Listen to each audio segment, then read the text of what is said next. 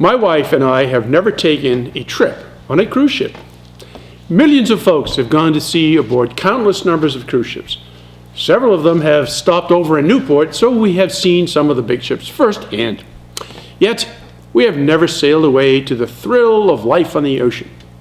Well, my wife makes the claim that since I spent a quarter of a century out on the deep blue sea in a U.S. Navy man-of-war, I have no need to see any more of the not always tranquil sea. Perhaps she is right, as in fact, I have steamed through most of the oceans of the world, having missed out on only one, Antarctica. Not sure what I really missed there. I was at a gathering of the Tin Can Sailors just this week and heard one of our members describe his experience on a destroyer that took a 51-degree roll as the seas tried to beat up his destroyer. He and his shipmates had the horror of wondering if they would make it upright again. They did, and it had a lasting effect on them all. Great sea stories that day as we recalled our lives at sea on the Greyhounds of the fleet. Now, we have our next bull session in August. Let me know if you want to attend. Great sea stories.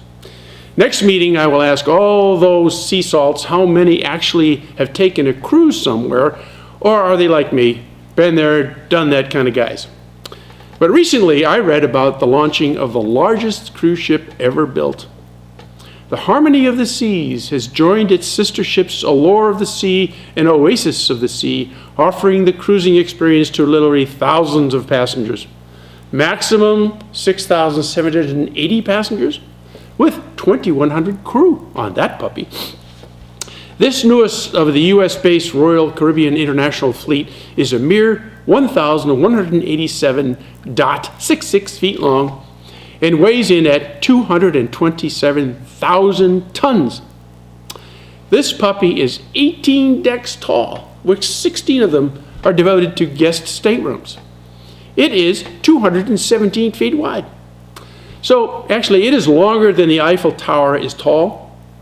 It is the most expensive cruise ship ever built, at a mere $1 billion. How can you make money with something this big? Well, seems that in 2011, $29.4 billion of tourism business went to cruising. Some 19 million passengers embarked that year. You can tell how successful a business is if you can find lots of companies selling tickets to whatever you offer. So I asked the American Discount Cruise, Cruise.com, Orbitz, Direct Line Cruises, Travelocity, and Expedia to give me data on a cruise to pick a place. They did that no problem, explaining that their services were better than calling the cruise ship direct or using your neighborhood travel agency. So I looked at what would happen to us if we booked a cruise somewhere. Gosh, it sounded like a combination of going to Disney World, Foxwoods, the Alps, or Hawaii. You can even bring the grandkids and expect them to remember you as the best grandpa of all time. So what can you do on the Harmony of the Sea that you can't do at home? Well, it goes like this. Remember that these ships have to attract a diversity of passengers. You can slide down a 10-story water slide or climb a rock wall or do a rope slide. There's a children's water park, a mini golf course, a surf simulator, floating jacuzzis, a casino to help you want to jump overboard. Oh, by the way, that does happen. Some 25 folks ended up overboard in 2009, most not recovered. But that's out of 22 million cruisers that year. That's about the odds of winning the lottery. Or you can go to a spa on the board or a fitness center. They have a 1,400-seat theater with Broadway shows. There are distinct neighborhoods aboard the Harmony. Love that name. You can visit the boardwalk, the Royal Promenade, entertainment place, the pool, oh, there's 23 of those, or a sports zone. The park on board has 12,000 plant species, all living the good life. Plenty of water and good sun. Of course, you can be invaded by a neurovirus while cruising the world. You know, one of those gastroenteritis dudes that make life less than comfortable. But in truth, your odds for that are less than 1% on a 7-day cruise. It is true that 200 people pass away every year on cruise ships. So they have to have doctors and morgues. Again, small numbers. I personally do not think a 70-year-old should go down a 10-story water slide unless your granddaughter dares you to do it.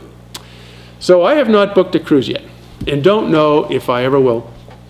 Lately, the trend is all-inclusiveness, meaning some of these ships let you drink anything for free all day long. That on top of the normal eat anything you want all day long. Okay. But luckily, some ships also offer AA meetings, Gamblers Anonymous, and Weight Watchers gatherings to keep things on an even keel. Thank you for watching, and God bless.